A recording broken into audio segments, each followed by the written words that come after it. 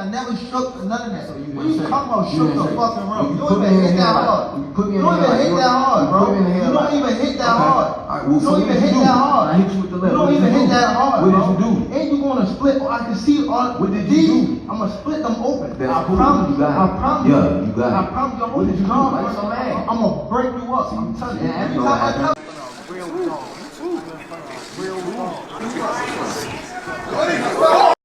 Peace, it's your boy Romello Scuds, E-Russ, Outspoken 520 Boxing. Want to give my keys to victory and my predictions on the main event for tomorrow's night fight showdown in the 135 lightweight division for the WBA lightweight title. I'm talking Gervonta Tank Davis versus Frank Ghost Martin. Gervonta Tank Davis is 29-0, 27 wins by way of knockout, and Frank Ghost Martin is 18-0, 12 wins by way of knockout. This fight is very interesting for a couple of reasons. Both fighters are young, even though Frank Martin started late, but he's still in his prime. He's 29 years old. And Tank Davis is younger, a little bit younger. He's 27, I believe. Both fighters in their prime, and it's very interesting. Even though Frank Martin started late, but he's still in this prime, and he's coming along faster than we anticipated. Now, this is a big stage for Frank Martin. He headlined 2 fights before this fight. He fighting with Tank Davis. We fought Michelle Riviera and we fought Artem Hartnian. And he dominated Michelle Riviera, but Hartinian,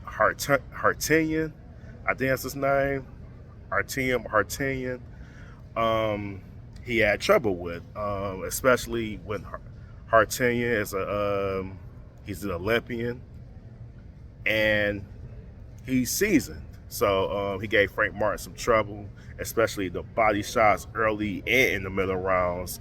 Frank Martin had to dig deep in that fight, but against Michelle Riviera, he dominated that fight. He used his hand speed, his athleticism, his good footwork, and he's technically fundamentally sound. So working with Derrick James. So yeah, that was a good fight for him. But fighting Tank Davis is a different kind of monster. He's a little monster, man. With everything with him. He got good IQ, good speed, good timing. He don't start fast, but that's not a weakness either, because he trying to figure you out, and once he do, it's over with. People really underestimate Tank's IQ, but he don't really have to use it. I think the last time he had to really use his IQ was against Isaac Pitbull Cruz, and that's the fight he had to really dig deep because he was injured. But he was digging deep and he won that fight. But most of the time, Tank Davis, he makes great adjustments too.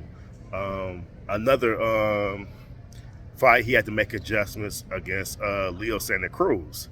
Leo Santa Cruz, y'all saw the vicious uppercut knockout, but Santa Cruz is just throwing the same shots, and Tank Davis, he timed it perfectly. So, and you know, y'all seen the video, so on that fight. But I'm gonna give my keys to victory for both fighters, what they need to do. I'm gonna start with Frank Ghost Martin first. The first thing he shouldn't do is rush on his shots and rush Tank Davis, because Tank Davis is a good he got good timing. That's the first thing don't do. But I think he needs to keep everything in the center of the ring and basically create a distance, and box him and use his speed, use his footwork, use his angles. They both southpaws, so it's no advantage on over there. It's an even advantage because they both southpaws. So I think he need to create his distance and use your height. Even though Tank Davis got the slight edge on the reach, but keep Tank in front of you and keep him on the outside. Don't rush him. Don't try to step on him because, I mean, he's a good counterpuncher. I mean, ask Ryan Garcia in the second round when Ryan Garcia trying to come with the left and trying to rush him, got caught with that shot that dropped him. So I think that's what Frank Martin must do is keep everything in front of him and fight on the outside, give him a different look. And Frank Martin gonna give Tank Davis a different look out of all his opponents. This is definitely a different look as far as his athleticism, as far as his timing, his speed, everything. Frank Martin's a good fighter, but he still need polishing a little bit, but he's getting there, and this is a big step up. This is the moment. This is the moment he's been looking for, and again, he got tools. He got tools to give Tank problems, but we'll see on that. We'll definitely see. But Tank Davis, what can I say? He's a complete fighter. He is a complete fighter. What he need to do is do what he do. I mean, he doesn't start fast. He's more of a downloader, same as Terrence Crawford, same as Canelo in ways. They just don't start fast. They just trying to figure it out, trying to figure out the blueprint. And once they figure out the blueprint, then that's when they do their work. But again, Tank Davis, he's very underrated as a boxer alone, and his IQ is a thing of art to me. But it just don't showcase enough because you can look at the opponents he fight, whatever, that his IQ don't showcase himself. Don't showcase itself because the opponents he fight. But I think what we need to do is, time Frank Martin,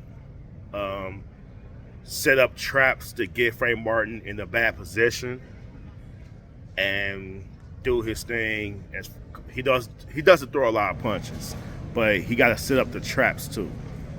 He does, and he got good speed too. So to set up them traps for Frank Martin, and he must do that and just fight his fight. And that's all I think Tank Davis need to do, is just fight his fight. The moment is with him. He's experiencing that moment. He's a vet. He's seasoned.